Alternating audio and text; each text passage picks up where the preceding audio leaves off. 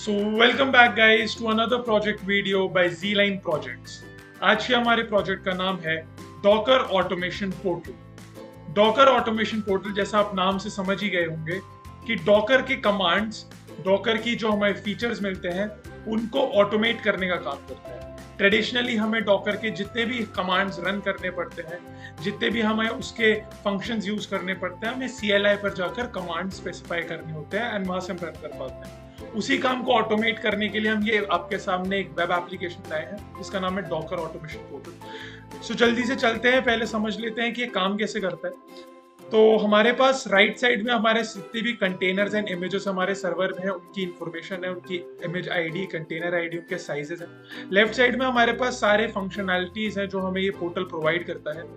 हम चलते हैं क्रिएट इमेज करने की, एक कंटेनर क्रिएट करने की कोशिश करते हैं एक इमेज से। सबसे पहले तो यहाँ से मेरे पास पोस्टग्रे की एक इमेज है, तो इनकी मैं इमेज आईडी कॉपी कर लेता हूँ और इसकी इमेज आईडी को कॉपी करने के बाद मैं इसका एक कंटेनर बनाने की कोशिश करता हूँ। तो जब मैं यहाँ पर गया क्रिएट कंटेनर करने के लिए तो मेरे को यहाँ पे इमेज आईडी डालने का ऑप्शन मिला एंड मैंने यहाँ पे क्रिएट कंटेनर पे क्लिक कर दिया। तो यहाँ पे आप देख सकते हैं सक्सेस मैसेज प्रॉम्प्ट हो गया।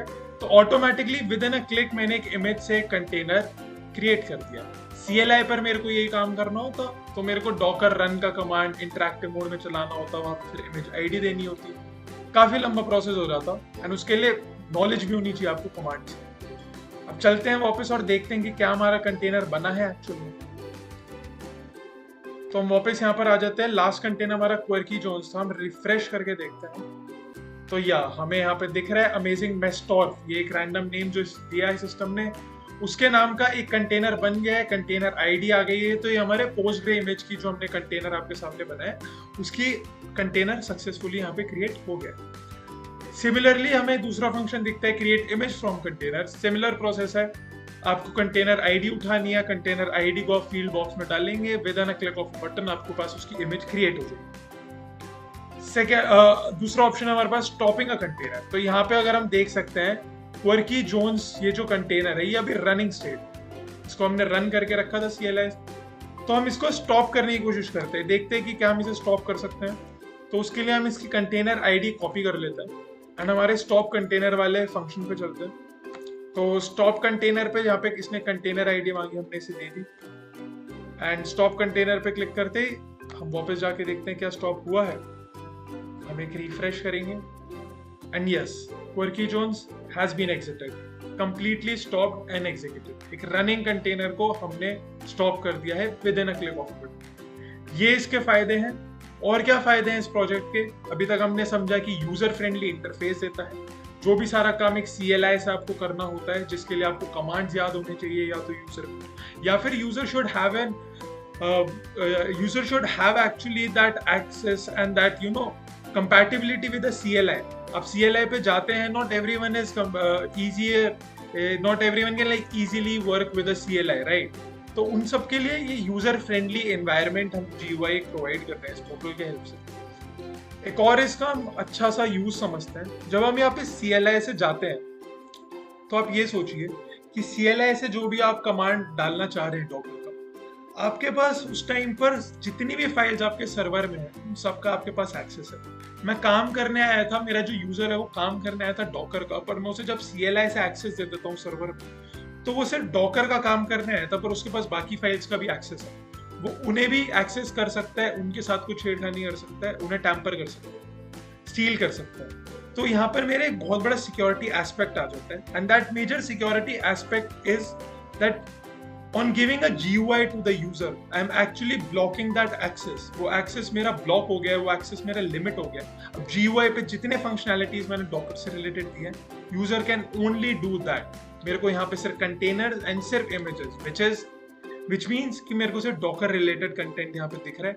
Docker related मेरे पास functionalities है, मैं बस ये कर सकता हूँ। CLI के थ्रू मैं जाता हूँ, वहाँ पे मैं और files access कर पाता हूँ। तो एक security aspect से ये portal बहुत ही ज्यादा हेल्पफुल है, बहुत ही ज्यादा बेनिफिशियल है। आगे चलते हैं हम। यहाँ पे हमारे पास क्रिएट डॉकर फाइल एक और फंक्शन, इसको समझते हैं। क्रिएट डॉकर फाइल में आपको यहाँ पे वेरियस चीजें दिख रही हैं। सो डॉकर फाइल, जब आप डॉकर के बारे में पढ़ेंगे तो आपको पता चलेगा कि एक ऑटोमेट करने का तरीका है एक इमेज की क्रिएशन को, और उस इमेज क्रिएट होने के बाद उस पर कोई कमांड्स रन करने हैं, उसको कोई पोर्ट्स एक्सपोज करने हैं, एक्सेट्रा एक्सेट्रा। एक ऑटोमेटेड प्रोसेस है जो आपको डॉकर फाइल बनानी होती है। Now in creating an actual Docker file you have to mention all these things, but base image name की जगह आपको कीवर्ड यूज करना पड़ेगा। वर्किंग डायरेक्टरी आप डायरेक्ट ऐसे नहीं लिखनी है, आपको एक कीवर्ड यूज करना पड़ेगा।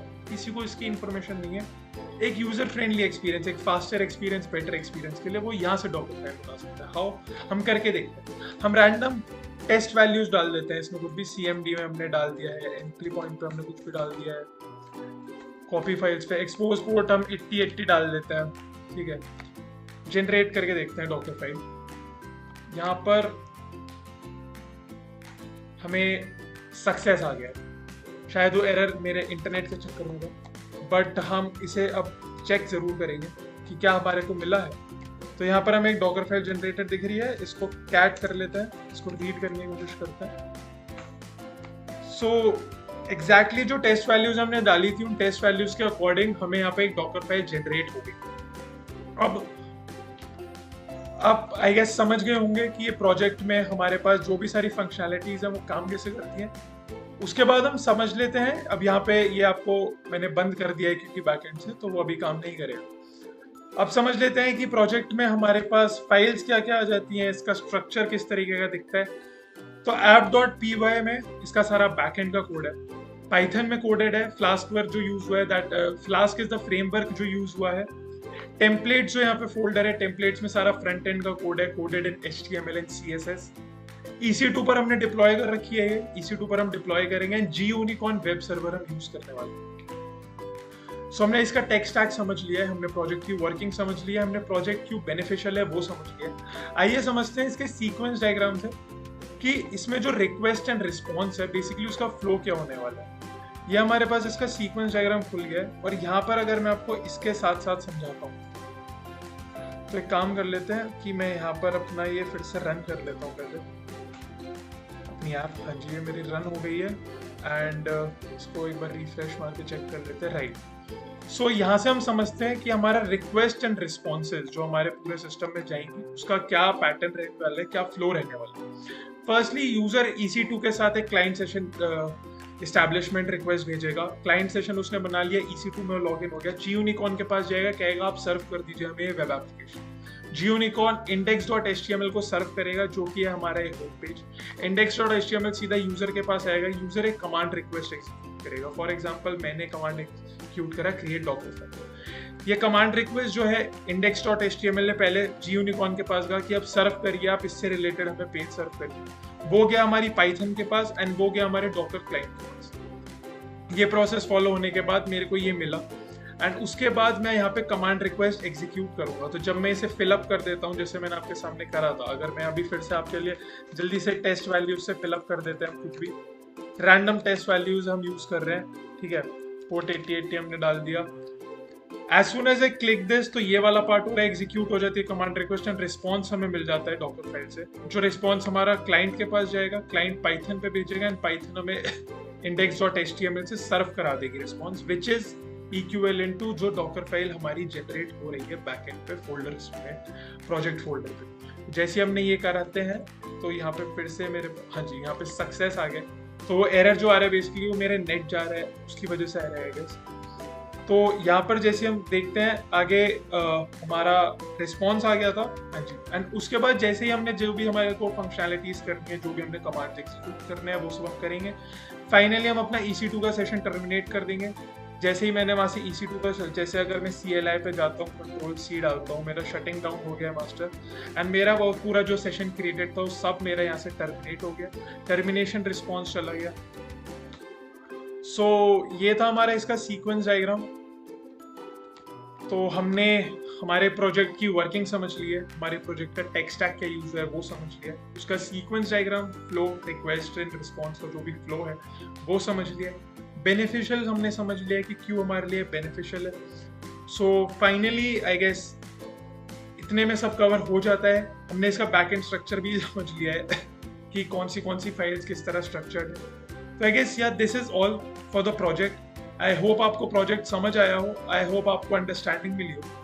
So if you guys want to buy this project, if you guys want to buy the tutorial of this project, and what will the tutorial actually consist is, tutorial में हम आपको Docker से base से scratch से लेकर उसकी command, उसकी working, पहले हम उसका वो एक्सप्लेन करेंगे, ट्रेडिशनल मेथड से कंपेयर करते चलेंगे कि इस प्रोजेक्ट की हमें नीड क्या है, एंड इस प्रोजेक्ट को फिर स्क्रैच से डेवलप करते चलेंगे। एक बार प्रोजेक्ट स्क्रैच से डेवलप हो गया है, इसका EC2 पर डिप्लॉयमेंट, इसका G यूनिकॉर्न से सर्व करवाना से लेकर final deployment and serving the project in a running state, ये सारा कुछ कवर्ड होगा आपके ट्यूटोरियल्स में। सो प्रोजेक्ट बाय करने के लिए, ट्यूटोरियल बाय करने के लिए और प्रोजेक्ट चेकआउट करने के लिए you can visit our website at Zline Projects, उसका लिंक यहाँ पे मेंशन्ड होगा। And I guess that's all for the project. और प्रोजेक्ट्स देखने के लिए you can subscribe to the channel, और नए बहुत सारे प्रोजेक्ट्स आने वाले हैं इंडस्ट्री लेवल पर, कॉलेज प्रोजेक्ट, स्कूल प्रोजेक्ट्स, आपको हर जगह ये प्रोजेक्ट बहुत हेल्प करने वाले हैं। इनफैक्ट आप अपनी पर्सनल लर्निंग के लिए भी, project based learning is a kind of learning जो बहुत ही ज़्यादा हेल्पफुल होती है। आप प्रोजेक्ट बेस्ड लर्निंग किसी टॉपिक को करेंगे, फॉर एग्जांपल आप इस प्रोजेक्ट को जब खरीदते हैं या फिर आप इस प्रोजेक्ट को जब समझते हैं बनता कैसे है ये, तो आपको एक्चुअली डॉकर की भी काफ़ी ज़्यादा नॉलेज गेन होगी, आप डॉकर समझेंगे। So yeah that's it for the video I guess. So if you like the video, just leave a like, comment if you have any queries for us, subscribe to the channel, and thank you so much for watching. See you in the next one. Thank you.